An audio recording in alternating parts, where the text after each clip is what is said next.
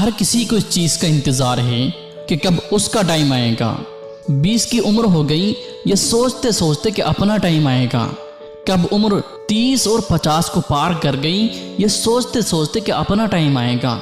आधी उम्र इंतज़ार में बीत गई और एक दिन सीने में दर्द उठा।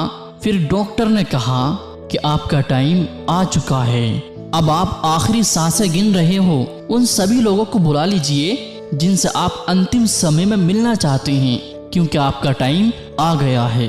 कहानी यहीं पर ख़त्म होती है। इससे यह हमें सीखने को मिलता है कि ज़िंदगी में इंतज़ार नहीं, मेहनत करनी चाहिए।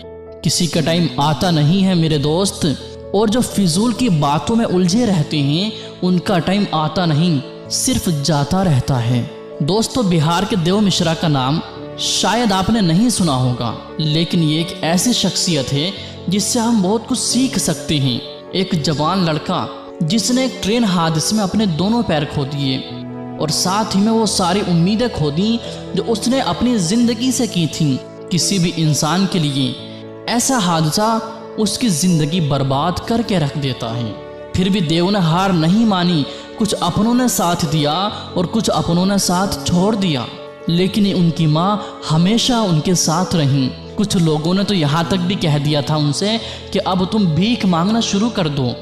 अरे यार, लोग तो होते ही ऐसे हैं, मुश्किल समय में साथ देना तो दूर की बात, अच्छी बातें करना भी छोड़ देते हैं। लेकिन देव ने अपने दम पर जिंदगी जीना शुरू किया। पैर न होते हुए भी वो अपने पैरों पर खड़े हुए, उन्होंने हार नहीं मानी और आज वो काफ़ी ज़्यादा फेमस हैं। देव मिश्रा हम सब के लिए एक मिसाल हैं। चाहे ज़िंदगी हमारे साथ कोई भी खेल खेले जाए, हमें हार नहीं माननी चाहिए।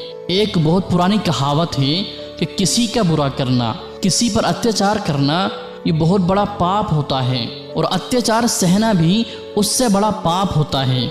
लेकिन मैं आपको ऐसी बड़ी कहावत बताने वाला हूँ जो कि आपने आज से पहले ना सुनी हो।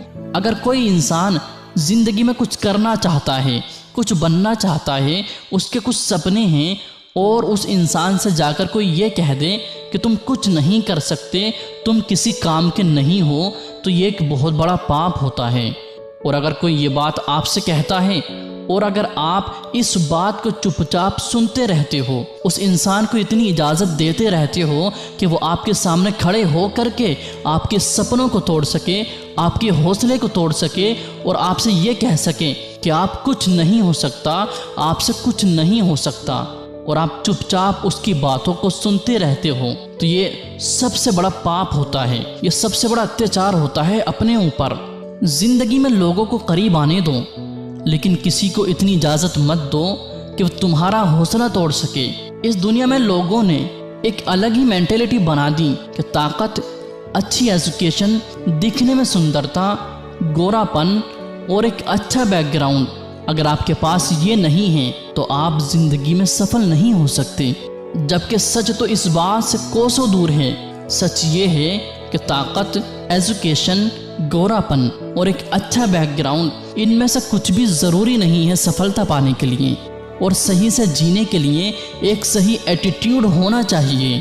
अगर एटीट्यूड पॉजिटिव नहीं है तो सब कुछ बेकार है। अमीर से अमीर आदमी भी एक दिन गरीब हो जाता है, सड़कों पर आ जाता है, अगर उसका एटीट्यूड गलत होता है तो। और सड़कों पर खाक से चलने वाले भी करोड़ों में खेलते हैं अगर उनका एटीट्यूड सही होता है, क्योंकि वो किसी पर निर्भर नहीं रहते हैं, न आर्थिक तौर पर और न ही भावनात्मक तौर पर। क्योंकि याद रखना, अगर आप किसी पर डिपेंड हो जाओगे और उस व्यक्ति को ये बात समझ में आ जाती है तो फिर वो आपकी ज़िंदगी का मालिक बन जाता है। वो आपको ब्लैकमेल कर सकता है, जब चाहे तब आपको दबा सकता है, क्योंकि वो बहुत अच्छे से जान चुका है कि आपकी ज़िंदगी की डोर उसके हाथ में है। तो ना अपनी ज़िंदगी की डोर किसी इंसान के हाथ में दो और ना ही अपने मन के हाथ में दो, क्योंकि ये जो तुम्हारा मन है ना, ये तुम्हारा सबसे बड़ा दुश्मन है। इसीलिए हमेशा किसी और की नज़रों से खुद की ज़िंदगी को देखो और जो सही लगता है वो डिसीज़न लो।